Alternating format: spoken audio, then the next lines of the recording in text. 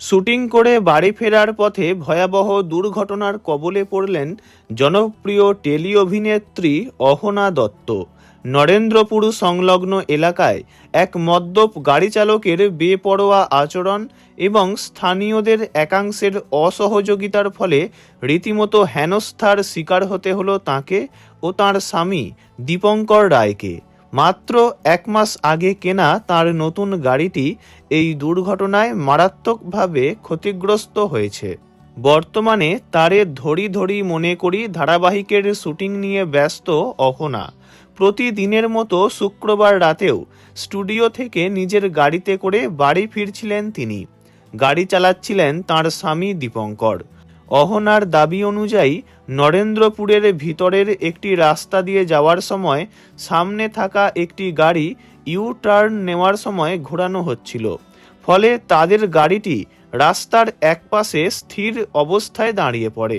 অভিযোগ, তখনই সামনের গাড়িটি হঠাৎই সজোরে ধাক্কা মারে তাদের গাড়িতে। দীপঙ্কর বারবার হর্ন দিয়ে সতর্ক করার চেষ্টা করলেও সামনের গাড়ির চালক তাতে কর্ণপাত করেননি।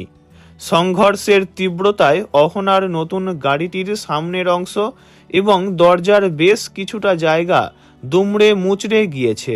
মাত্র 1 মাস আগে কেনা শখের এই গাড়িটির এমন অবস্থা দেখে ভেঙে পড়েছেন অভিনেত্রী। দুর্ঘটনার পর পরিস্থিতি আরও জটিল হয়ে ওঠে যখন অহনা ও দীপঙ্কর প্রতিবাদ করতে যান। অহনার অভিযোগ, সামনের গাড়ির চালক মদ্যপ অবস্থায় ছিলেন। ধাক্কা মারার অপরাধ স্বীকার করা তো দূরস্থ, উল্টে তিনি দাবি করেন যে হর্নের আওয়াজ নাকি তাঁর কানেই পৌঁছায়নি। অভিনেত্রীর কথায়, উল্টে তিনি আমাদের সঙ্গে মেজাজ দেখিয়ে কথা বলেন। আমাদের বলা হয় পরের দিন ক্লাব থেকে টাকা নিয়ে যেতে। আমরা কি ভিক্ষা করছি নাকি? সবচেয়ে দুর্ভাগ্যজনক বিষয় হলো, দুর্ঘটনার পর স্থানীয়দের মধ্যে কয়েকজন অভিযুক্ত মদ্যপ চালকের পক্ষ নেন। অহনার আক্ষেপ, অভিনেত্রী হিসাবে পরিচিত মুখ হওয়া সত্ত্বেও সেই সময় তাঁদের সাহায্যে কেউ এগিয়ে আসেননি। তিনি আশঙ্কা প্রকাশ করেন যে সেখানে তিনি নিজে উপস্থিত না থাকলে হয়তো স্থানীয়রা তাঁর স্বামীর উপর চড়াও হতো বা গায়ে হাত তুলত। তারকাদের প্রতি সাধারণ মানুষের এই আচরণ এবং প্রকাশ্য রাস্তায় হেনস্থার ঘটনায় রীতিমতো বিরক্ত ও আতঙ্কিত তাঁরা।